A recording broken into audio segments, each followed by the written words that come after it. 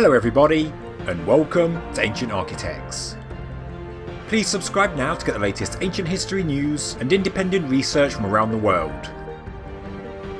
A lost hall of records beneath the Great Sphinx is a popular theory that's been around for decades, and I'm sure at one time or another, every alternative researcher has looked into it.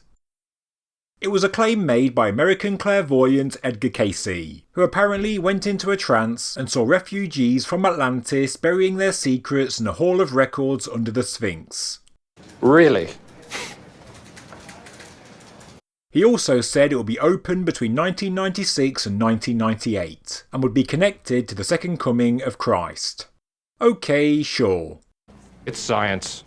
But many have continued to keep the idea in the public eye, including authors Graham Hancock and Robert Bauval, presenting far better evidence than psychic trances. Some people interpret the New Kingdom depictions of the Sphinx, such as this on the Dream Stela, as evidence for a lost hall of records beneath it. But the main reason for thinking there is a lost hall of records is thanks to geophysical work by Japanese and American teams who located potential voids in the limestone beneath the Sphinx enclosure. And although we know for sure there is one at the back of the monument, and another at the bottom of the large crack that runs through the body of the Sphinx, as seen by Auguste Mariette, it is the void detected near the front left paw that people want to be explored, as it could be part of an ancient tunnel system. Core drilling was conducted in the 1970s and 1990s, and authorities said that no such void was discovered, just natural cracks and fissures in the limestone. Although, many have speculated just how honest this statement was, as no results or reports were officially released. I guess, deep down, we all want an Indiana Jones saga to be real life. That belongs in a museum! So do you! Many have theorised that the ancient Hall of Records is a big secret that is being kept under wraps, with some saying it was made by the god kings of Zep Tepi, also known as the Egyptian First Time, or by survivors of the Great Flood, the Atlanteans, around 12,000 years ago, or by the first unifying king of Upper and Lower Egypt known as Narmer or Menes. Basically, it's all guesswork, as we don't even know if such a hall even exists. I would simply say that it is extremely unlikely that any such hall does exist, and most hydrologists, engineers, architects, geologists, and also Egyptologists would agree. And not because they're all part of a giant conspiracy, but because it really would be the most terrible location for any such important structure. Why would you place the lost knowledge of a lost ancient civilization beneath a monument in fractured porous limestone that would also be prone to flooding every single year? It really is the worst place imaginable to put a hall of records on the Giza Plateau. Literally anywhere else is better. Nobody doubts there are voids and tunnels at Giza, but at the Sphinx specifically, I think that if they were not formed naturally in the limestone, they were most likely dug for drainage, as we know just how much surface runoff was heading for the Sphinx enclosure ever since it was built, as discussed in my last video. The Sphinx is located here on the Giza topographical map. And in the Old Kingdom, the River Nile was only slightly lower and there was a port in front of the Valley Temple and Sphinx Temple. People often say that granite was discovered 10 metres down when this area was drilled in the 1990s, but the logical explanation is that this is simply a piece of granite that had fallen from a ship as it was sat in the port, when it was transporting the stone to build the necropolis. The granite was found where the old port would have been, so it's very unlikely to be any granite-lined structure because it simply would have been underwater. We know that the Egyptians were well aware of the problems with water when designing and building the Giza necropolis. As discussed in my last video, they built a channel or gutter down the north side of Khafre's causeway to stop the Valley Temple from flooding, the same gutter that is the likely cause for the water erosion on the Sphinx enclosure's south wall. There is also a water channel running north to south through both the Khufu and Khafre causeways, again to channel the surface runoff water during the violent storms of the Old Kingdom. Menkare's Valley Temple was rebuilt numerous times following heavy deterioration because it was situated right in the firing line of the Old Kingdom surface runoff water. A masonry-built spillway was discovered on the north side of this causeway, very close to his Valley Temple, again to deal with the Giza surface runoff. The Wall of the Crow to the south of the Sphinx was also a 4th dynasty construction used in water management, being a flood barrier to stop overflow from the man-made canals reaching the workers' village to the south of the plateau.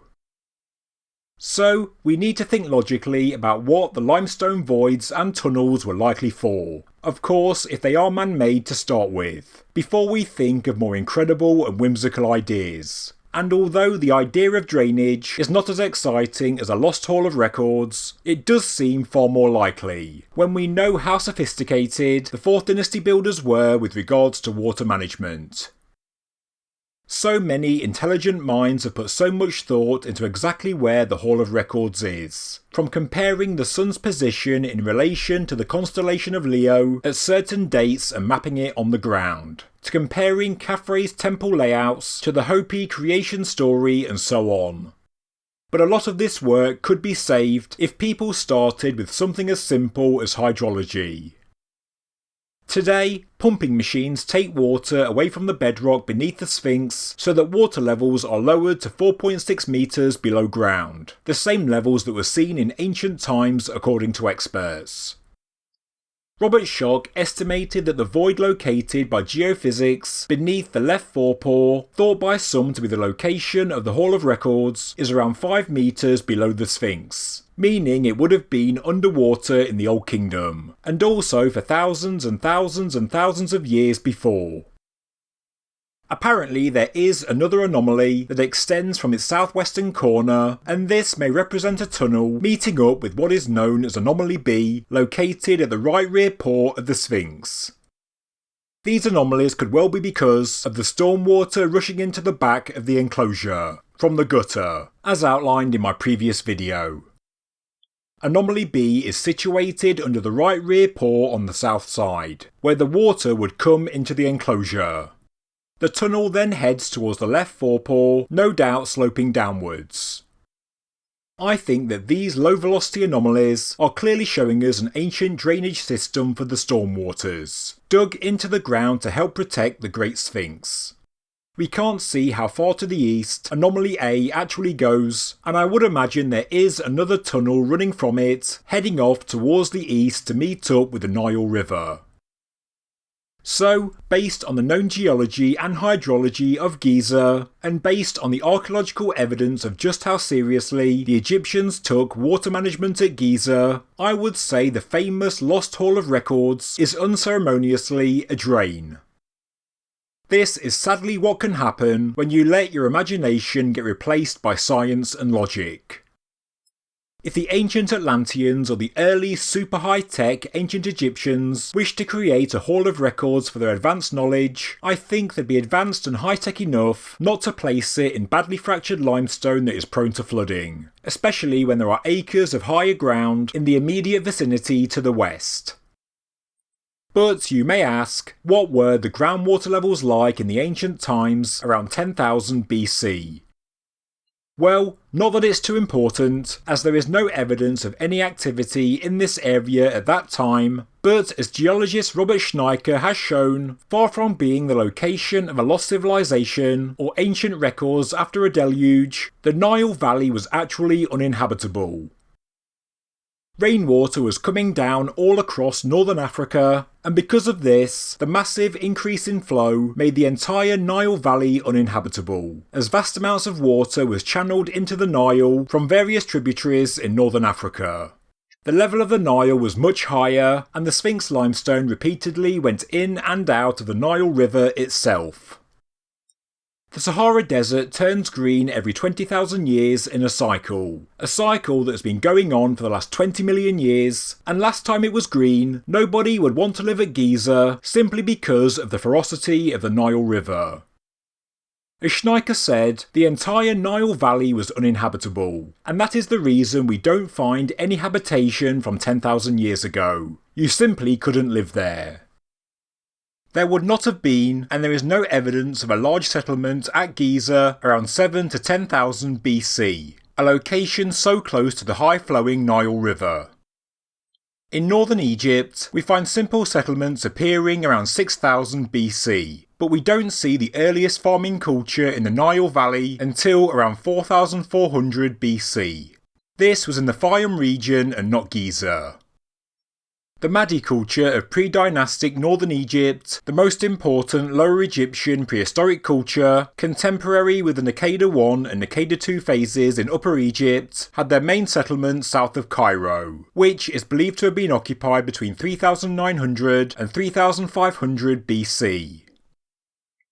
When the Sahara began to dry out in later pre-dynastic times, more and more people began to head towards the Nile Valley. There was less precipitation in northern Africa, and the level of the Nile River began to fall as time went by. People followed migrating animals and vegetation.